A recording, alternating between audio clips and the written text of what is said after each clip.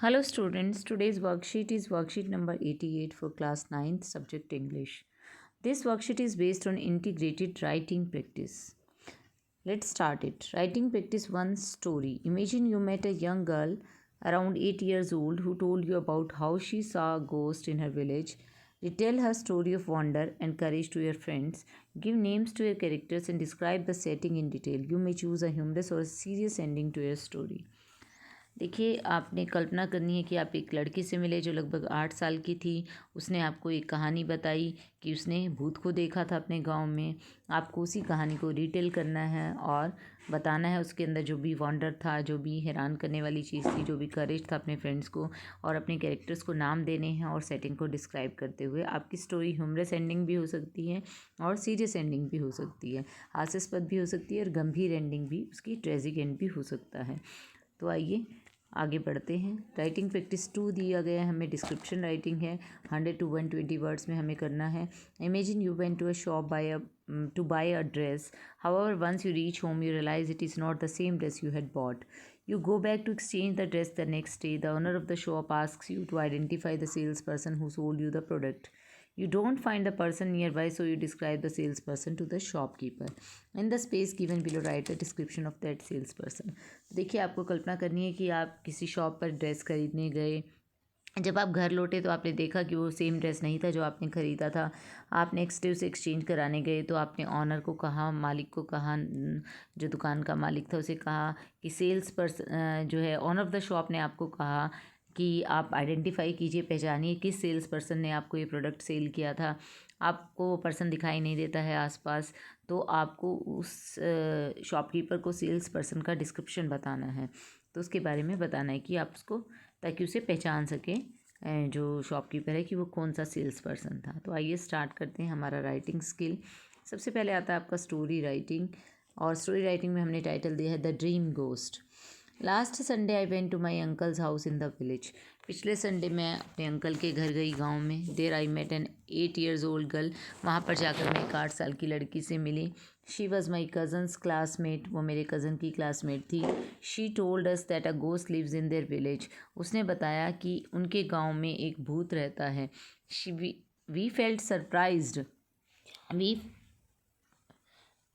We felt surprised to hear that. हमें सुनकर बहुत हैरानी हुई।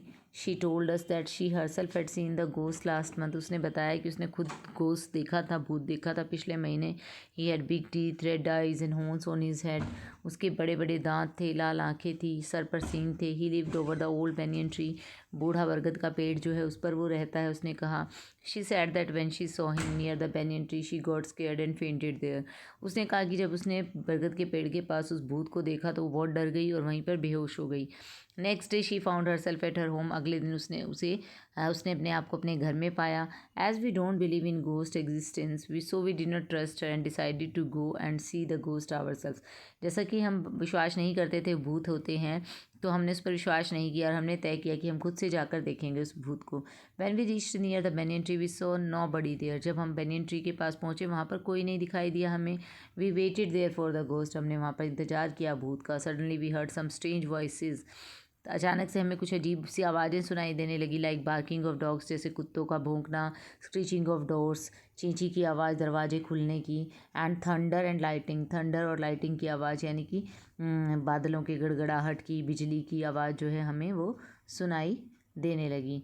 तो आप यहाँ ये जो है थंडर की स्पेलिंग आप करेक्ट कर लेंगे। यहाँ पर थंडर की स्पेलिंग THUNDER होगी, यहाँ पर N भी आएगा बीच में।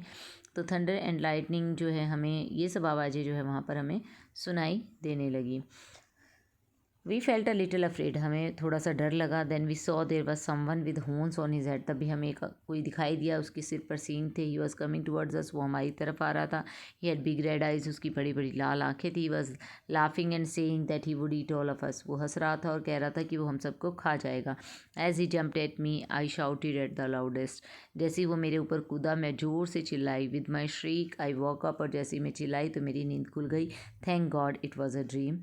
और बहुत ही थैंक गॉड कि ये मेरा सपना था, तो कोई रियल का भूत नहीं था। तो कोई भी स्टोरी आप ऐसे फ्रेम कर सकते हैं आपकी इमेजिनेशन के अकॉर्डिंग। जैसा आपकी कल्पना चाहे। This is only a hint to tell you how to frame a story. ये सिर्फ एक हिंट दिया गया है आपको कि आपको कैसे फ्रेम करनी है स्टोरी। आप चाहें तो अपने थॉट्स इसमें ऐड कर सकते हैं, अपनी इमेजिनेशन। नेक्स्ट आता है आपका description writing.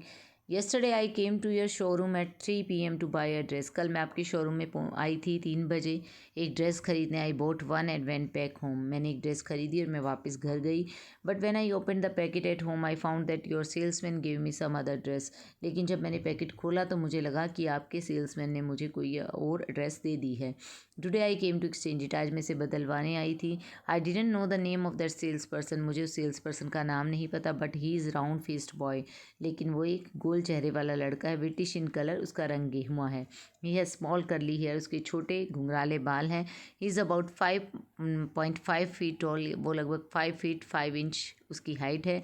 He is thin, वो पतला है। ही वियर स्पेक्स, वो स्पेक्स पहनता है। ही हैज़ बिग मुस्टैच, उसकी बड़ी बड़ी मूछें हैं। He has a big mark on his forehead, उसके माथे पर एक निशान है।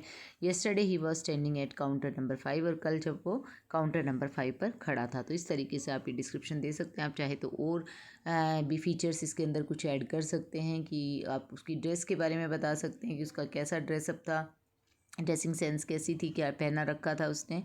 और तो ये सब चीज़ें जो है आप इसके बारे में और बता सकते हैं। I hope you understood the worksheet. Thank you, stay safe.